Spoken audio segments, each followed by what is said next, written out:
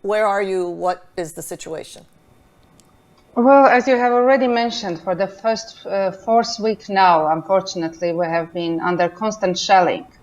And the war started, actually, we saw it coming in the way of drones hitting the city of Stepanakert, some 10 of them, early morning of the 27th, about 7:30 a.m., whereby everyone was getting ready to have a nice Sunday and a Sunday coffee with friends.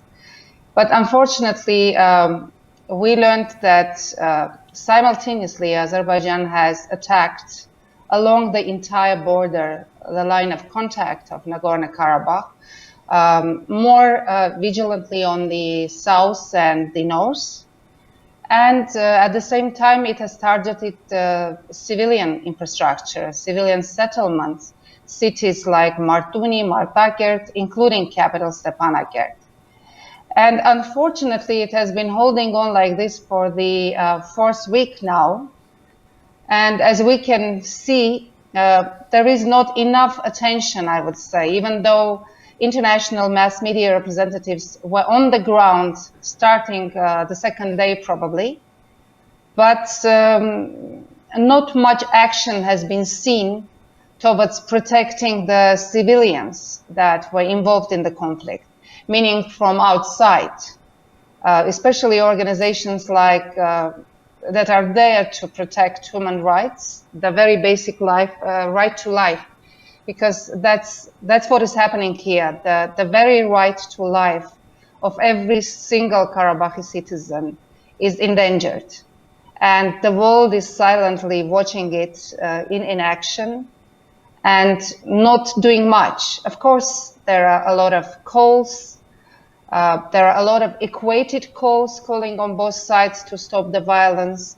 As you know, there have been 3 attempts of humanitarian truce, which unfortunately were violated by Azerbaijan minutes after they were announced.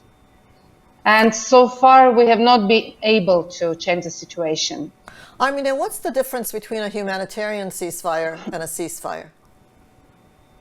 Well, a ceasefire in general is the one where sides agree to cease all the hostilities with the aim of starting some sort of negotiations. Humanitarian ceasefire is the one in which they agree. The ceasefire is a termless ceasefire. Humanitarian one may have a time frame whereby it is set to allow for the sides to retrieve the bodies from the neutral zone, from each side of the line of contact, as well as wounded, if there are any still alive on that border, on the line of contact. Also to allow for the exchange of POWs and exchange of dead bodies that have appeared on the opposite side of the line of contact. Because if you can imagine, I mean, from day one, corpses are laying down on both sides of the line of contact, and it is going to cause a humanitarian crisis as well, and sanitary one as well.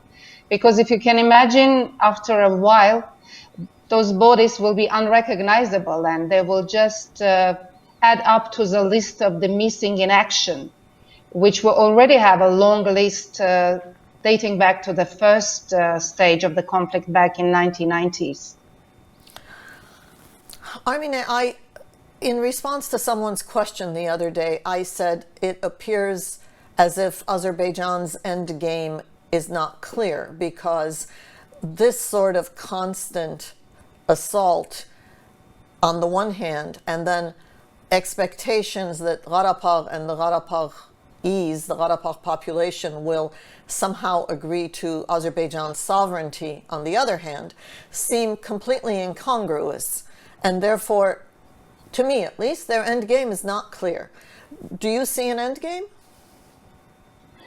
Well, the end game, according to Azerbaijan, is basically have Karabakh free of Armenians. That is exactly what it has aimed during all these years, and it had made no secret of this fact.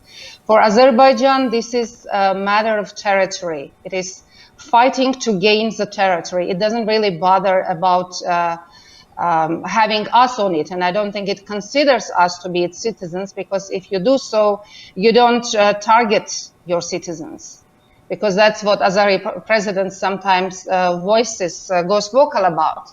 On the other hand, I think what it aims to do, it is doing what it has been announcing to do for this long 30 years, nearly 30 years, when it was saying that if it does not succeed taking its lands by negotiations, it will do it through military force.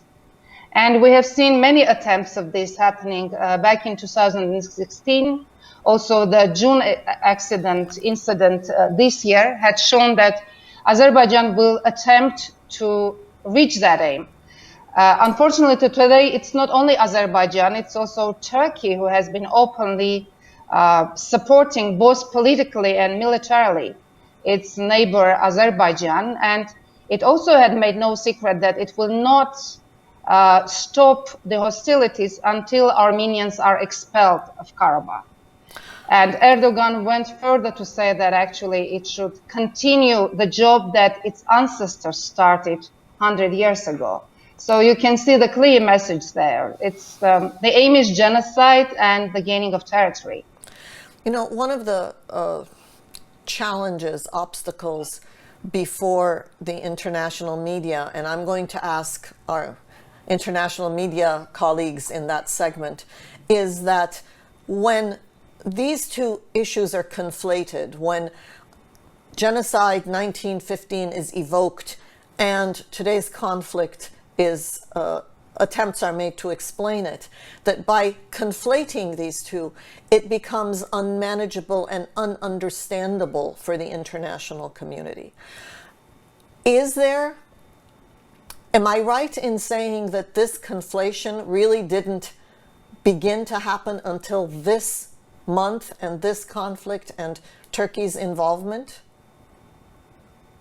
Well, I think that international media could be divided into a few groups. There's been always the media that had already a cliched attitude to the terminology referring to conflict. I mean, some media were using the OSCE language when referring to the site, when referring to Karabakh as a disputed territory. But when some other media were trying to equate somehow these sites and also trying to portray the picture that is not the real one. I mean, calling it a conflict over a territory. Well, when the conflict started back in 1988, there was no territorial issue at all. So we cannot call it a conflict over territory. Azerbaijan attacked Karabakh without wanting to gain any territory at the time. Let me ask you briefly one last question before the sirens start again. Supplies, life on the ground in Stepanakert specifically, food supplies, just generally the access to what it takes to live, are they available? Is access to food, medicine, water available? There is, of course, thank God that we are trained to actually know how to behave in those situations, because we have civil defense drills conducted twice in a year, so that every single citizen knows where to go, which basement to go when there is a siren, and it's easy to calculate this way which basement has which capacity and how many people they accommodate. So in this way, food supplies are easily delivered. Also medical, I mean, in the very beginning, of course, it was very difficult with the medical stuff, because as you can know, most of the doctors were busy attending the wounded. And volunteers went in to actually visit from basement to basement, see elderly, because in the basements mostly are elderly people who have blood pressure problems, you know, heart problems. So basically it was very well organized in a sense, but at the same time, because the town was hit every now and then and electricity lines were going cut off, the gas supply is non-existent for security consideration. We cut it off so that there are no explosions. Water supply is there, thank God. So in general, it's okay. I mean, you cannot have a shower in the basement, obviously. I mean, it's not a condition one would wish for, but it is safe enough to actually feel more or less safe. But of course, if you're there for 4 weeks, then you really want something more than just, because sometimes it's impossible to actually sneak out of the basement even for 15 minutes. Because you never know, there is no pattern of deliberate fire, because it's just, they may start in the morning, the next day they may start during the afternoon, the next day there may be no hitings or strikes during the day, but all the night they will be just heavily striking the whole city. So you can never guess, it's all about luck.